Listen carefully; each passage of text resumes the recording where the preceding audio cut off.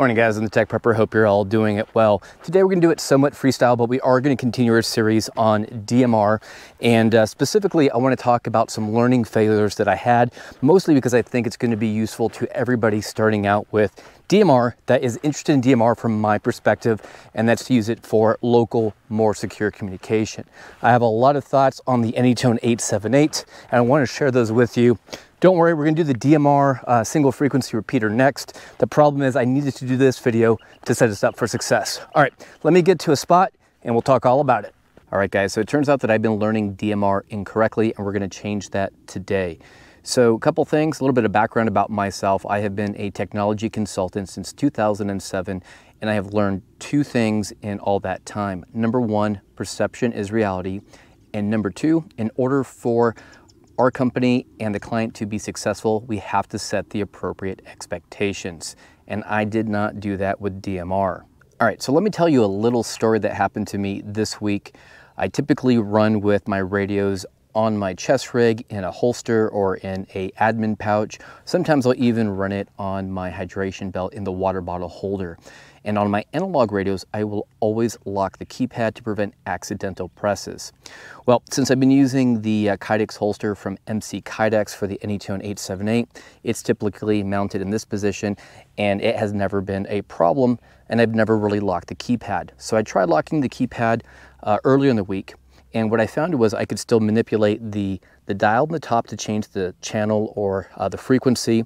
All of the numeric keypads were still available, even the buttons on the side. Now, it may have just been my radio and the settings I had, but basically they had a feature that allows you to completely configure how the locking mechanism works. And in my original configuration, only the menu key was locked. So pretty useless. I got upset. Basically called out the guys at Instagram saying, hey, this is what's going on. The Anytone 878 is crap, which it is not. And they said, go into the CPS software, the customer programming software, and there are individual settings to lock everything down. So I want to share those with you, but the reason why I'm bringing this up is that this is the reason why I was so upset and was about to throw the Anytone 878 is that I took my experiences from the amateur radio world where, in general, at least for the Yaesu and the Japanese radios that I really enjoy, I find them to have very sane defaults and things are very easy to do. When you move over to the commercial space, you have a lot of control, and DMR very much comes from the commercial space, and that is why a lot of people have a hard time when they look at the customer programming software, and it is just options galore. Now, that is a feature, and we'll talk about why in a second. So here's my perception of what's going on. Like I said, DMR came from the commercial world and not the amateur radio world. And when we're dealing with radios that are intended for duty use, there are really two types of people involved. The people that program these radios and the people that actually use them in the field. And these operators are typically not radio savvy. So these are handed out and issued to the fire department, police departments, and other organizations.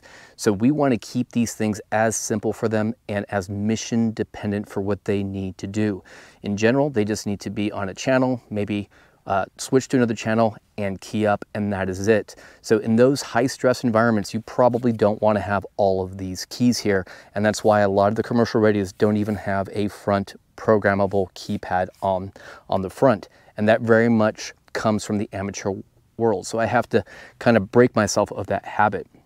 So what does this mean for us? Well, it means that we have to, or at least I'm going to take the configuration and make it my own. I'm going to assume that role of that guy in the organization that programs the fleet of radios out for the group that is going to be using it. So I recommend basically for those guys that are from the military, you kind of think of this as maybe the RTO role, that there should be one guy that understands what they want to do with their radio, how to program it, and then issue it to one or more people in their group. Again, DMR for me is not to connect this junk to the internet. So let's start with that assumption that we will have that one person. So the big question is then, what do we do? Well, I like to think about my objectives and how I plan to use the radio. Let's start with an example. So for my personal needs, I plan to use the Anytone 878 for both analog and digital. On the digital side, I primarily plan to use it with my business license for my wife, so I want to lock everything down. For my personal use, I want to also interoperate with amateur radio. So we have the ability with these radios and most DMR and P25 radios to reassign all of the keys, which is really nice.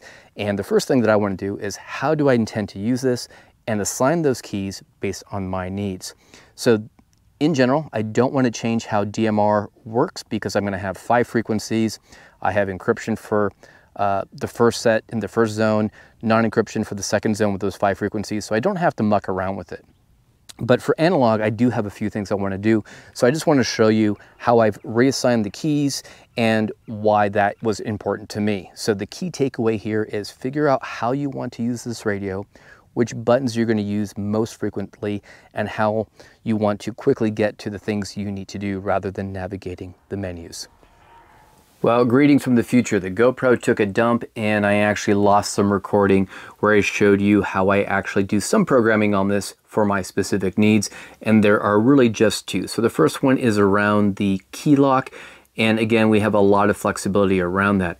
My goal is to only allow the PTT button to be pressed, and I would like the ability to lock and unlock it from the keypad. So if we jump into CPS, there are actually 3 settings, and I'm going to read this verbatim even though the English is poor. We're going to go to common setting, optional setting, then key function, and you can kind of see how there's a lot of different functionality here. And towards the bottom, there are actually 4 lock settings. I just want to make sure that I have knob lock, keyboard lock, and side key lock enabled or set to on, and that'll achieve this objective.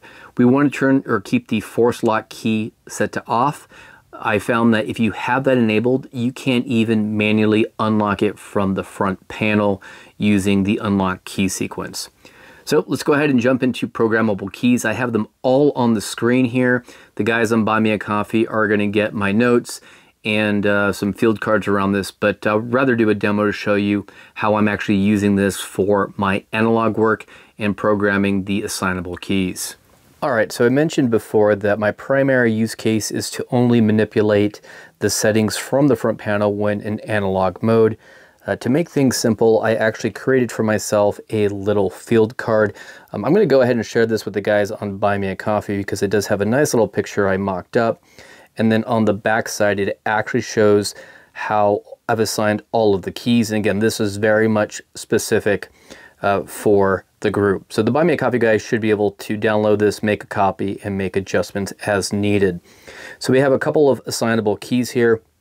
So the first one here is the PF1 key, and this allows me to change the power level. So you'll notice the top, we're on low, medium, high, and turbo, and I'm a fan of using the least amount of power to achieve the communication, and the reason is to conserve battery life, but if you guys are concerned about security, it also will limit the ability for others to eavesdrop. On the side here, I'm using the PF2 key to open up the squelch.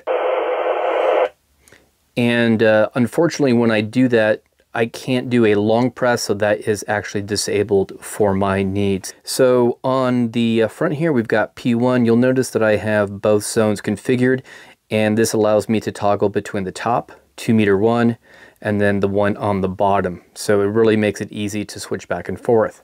For a long press, I actually have the ability now to toggle on and off that sub-channel function. So I'm basically just using one channel at a time, and then a long press will allow me to basically see both of them.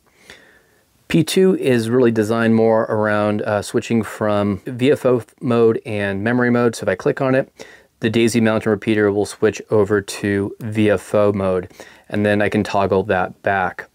Oh my God.